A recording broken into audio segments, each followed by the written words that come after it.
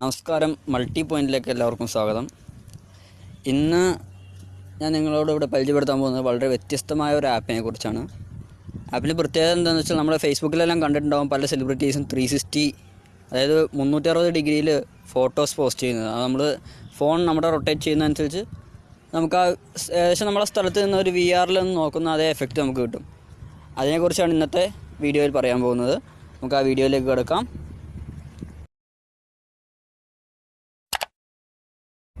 ആദ്യം നമുക്ക് ആ ആപ്പിനെ കുറിച്ച് പരിചയപ്പെടാം. ആ ആപ്പ് പ്ലേ സ്റ്റോറിൽ ലഭിക്കുകയില്ല, ഈ അടുത്ത് മാത്രം ഇറങ്ങിയ ഒരു ആപ്പാണ്. ആപ്പിൻ്റെ പ്രത്യേകത എന്താണെന്ന് വെച്ചാൽ ഗൂഗിൾ ഇറക്കിയ ഒരു ആപ്പാണ്, ഗൂഗിൾ ക്യാമറ. അതിൻ്റെ ലിങ്ക് ഞാൻ ഇതിൻ്റെ ഡിസ്ക്രിപ്ഷനിൽ ഇട്ടിട്ടുണ്ട്. അതിൽ നിന്ന് നിങ്ങൾക്ക് ഡൗൺലോഡ് ചെയ്യുന്നതാണ്. പിന്നെ അതിൽ വേറൊരു കാര്യം നോക്കാനുള്ളത് എന്താണെന്ന് വെച്ചാൽ നോഗട്ട്, ആൻഡ്രോയിഡ് നോഗട്ടിൽ അല്ലെങ്കിൽ ആൻഡ്രോയിഡ് മാഷ്മെല്ലോ 6.0 ഓർ എബോവ്, ഇതിൻ്റെ മുകളിലേക്കുള്ള വെർഷനിൽ മാത്രമേ ഇത് വർക്കാവുള്ളൂ. അതിൻ്റെ താഴെയുള്ള വെർഷനിലൊന്നും വർക്കാവില്ല.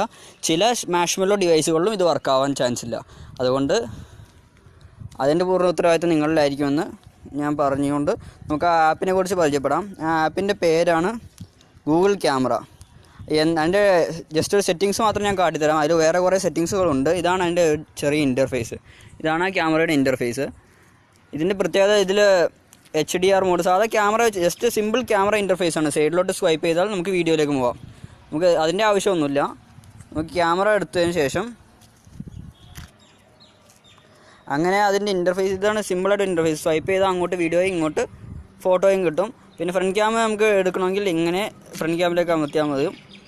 ഇനി ഇതിൻ്റെ സെറ്റിങ്സ് നമുക്ക് നോക്കാം. ഇതാണ് ഇതിൻ്റെ ബാക്ക് സെറ്റിങ്സ്. ഒന്ന് സെറ്റിങ്സ്, പിന്നെ ലെൻസ് ബ്ലർ, പനോരമ, ഫോട്ടോസ്ഫിയർ. നമുക്ക് ജസ്റ്റ് ഒന്ന് സെറ്റിങ്സിലേക്ക് കിടക്കാം.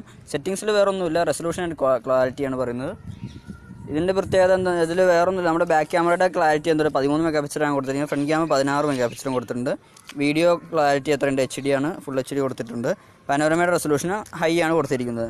നമുക്കിനി ഇതിൻ്റെ സേവ് ലൊക്കേഷൻ കാര്യങ്ങളൊക്കെ ഉണ്ട്, അതെല്ലാം നമുക്ക് പിന്നെ നോക്കാം.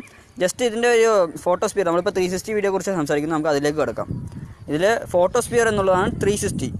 അത് നമ്മൾ ആദ്യം സെലക്ട് ചെയ്യുക. അപ്പോൾ തന്നെ നമ്മുടെ ഇൻ്റർഫേസ് മൊത്തത്തിൽ ചെറിയ സ്ക്വയറിലേക്ക് മാറും. എങ്ങനെയാണെന്ന് വെച്ചാൽ ആദ്യം ഇതിൽ നമ്മളിങ്ങനെ ക്യാമറ മൂവ് ചെയ്യുമ്പോൾ ഒരു നീല സർക്കിൾ കാണാം. ആ നീല സർക്കിൾ നമ്മൾ ക്യാമറ സ്റ്റെബിലൈസ് ചെയ്യുമ്പോൾ അവിടെ ഓക്കെ ആയി. പിന്നെ 4 കോർണറിലായിട്ട് 4 സൈഡിലായിട്ട് 4 സ്ക്വയർ കാണാം. നമ്മൾ പതുക്കെ നമ്മുടെ ക്യാമറ ആ സൈഡുകളിലേക്ക് മൂവ് ചെയ്യാം. അപ്പോൾ അവിടെയും സെലക്ട് ആയി. എന്നിട്ട് ലെഫ്റ്റ് സൈഡ്. അങ്ങനെ നമ്മുടെ ക്യാമറ മൂവ് ചെയ്യുന്ന ഓരോ സൈഡിലും നമുക്ക് ഓരോ സർക്കിൾ കാണും. ആ സർക്കിൾ നമ്മൾ സ്റ്റെബിലൈസ് ചെയ്യാം. ഇവിടെ കാണുന്ന സർക്കിൾ, സ്ക്രീൻ കാണുന്ന സർക്കിളിനുള്ളിൽ സ്റ്റെബിലൈസ് ചെയ്ത് വയ്ക്കുക. അപ്പോൾ നമുക്ക് ആ സെക്ഷൻ സെലക്റ്റായി എന്ന് മനസ്സിലാക്കാം.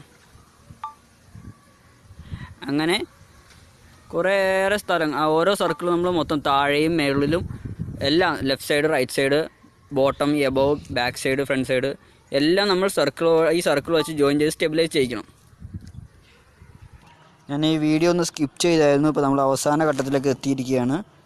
അങ്ങനെ എല്ലാ പോയിൻറ്റും സെലക്ട് ചെയ്തതിന് ശേഷം, വേറെ പോയിൻറ്റുകളൊന്നും ഇല്ല, ഒരു പോയിൻറ്റും കൂടി ഉണ്ട്. ആ പോയിൻറ്റും കൂടി സെലക്ട് ചെയ്തതിന് ശേഷം ഓട്ടോമാറ്റിക്കലി ഇമേജ് പ്രോസസ്സിങ്ങിലേക്ക് മാറും. നമ്മൾ ഇമേജ് ആ സെലക്ഷൻ എടുത്തു കഴിഞ്ഞാൽ പ്രോസസ്സിങ് ഫോട്ടോസ്ഫിയർ, ഈ ഫോട്ടോ റെൻഡർ ചെയ്തുകൊണ്ടിരിക്കുകയാണ്. ഞാൻ ജസ്റ്റ് ഒന്ന് ഇത് സ്കിപ്പ് ചെയ്യുകയാണ്.